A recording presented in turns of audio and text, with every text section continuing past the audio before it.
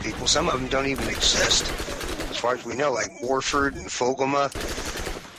I have a list here of about 15 to 20 people that we could probably eliminate today, based on, I believe Ben mentioned Frank Miles before, correct? Yes, I did, yeah. Yeah, well, according to information I have here, in 1887, Miles was confined to an asylum due to his mental health.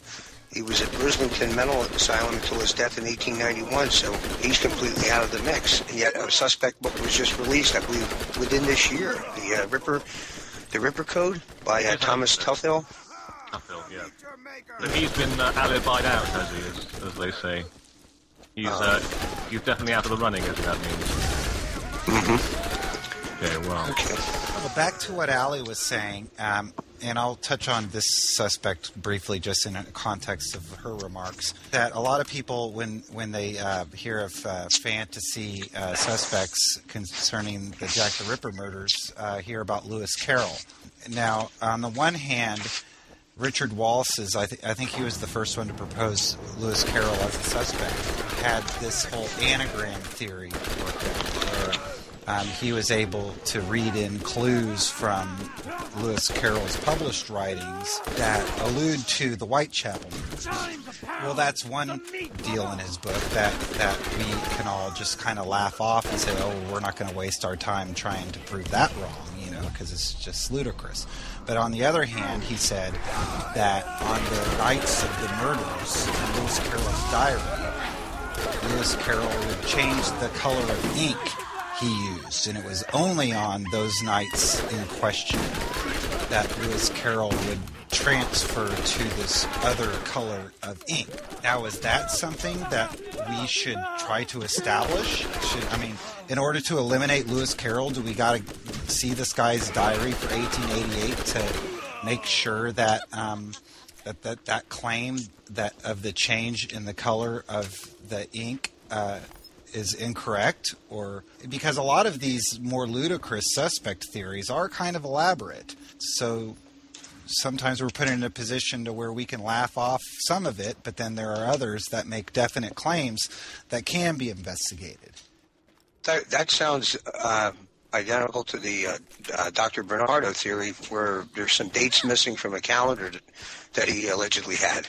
How do we take those theories that are so ludicrous that they can't be believed, but yet the author claims certain statements of fact that can be proven one way or another?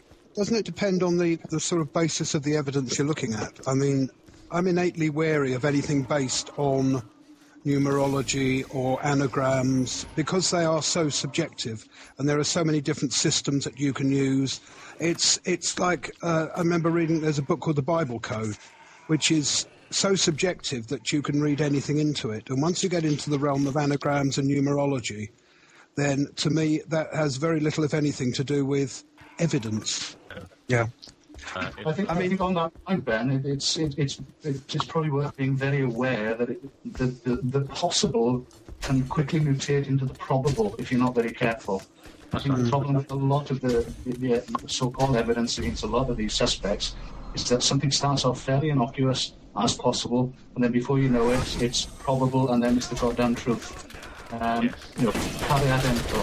I think I find with suspect-based books, as a general rule to myself, I find that the more sort of mental contortions or series of coincidences, or the more convoluted the plot becomes in order to paint a scenario where that person could have done the murders, then the more suspicious I get. Because, it's even... if there's one person who on paper can be cleared, it's Albert Victor because of the court circulars. But, I've even read accounts where people have looked up the times of trains from Sandringham and they've worked out almost to the minute that he could have done this and he could have been there. But I just find the whole idea ludicrous. It really is grabbing at straws. Yeah, It goes back to Garrett's point about could have mutating over time into probably did.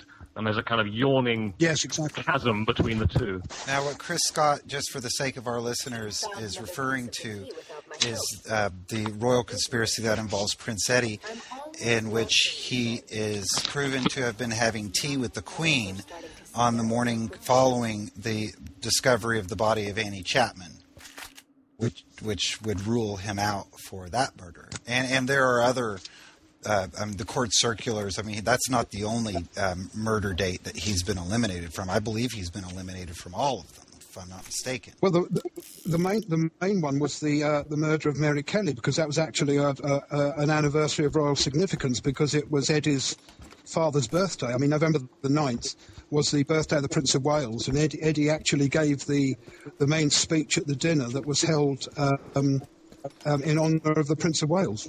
And I think, like with what I was saying before, when we're talking about both Sickert, who is sort of tangentially related to the royal conspiracy theory, and also him in isolation, and also the royal conspiracy theory, when you deal with an implausible theory, and then you deal with an implausible alibi, that when everyone taken in isolation, it's only implausible, it's not impossible necessarily. But when you take, how many implausibles are there before we just say, okay, you know what, this is just impossible. You can't have this many things that don't add up. Yeah.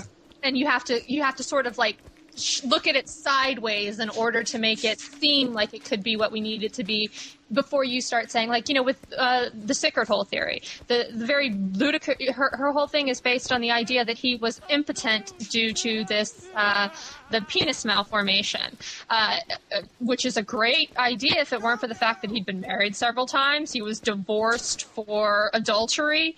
But he had a daughter.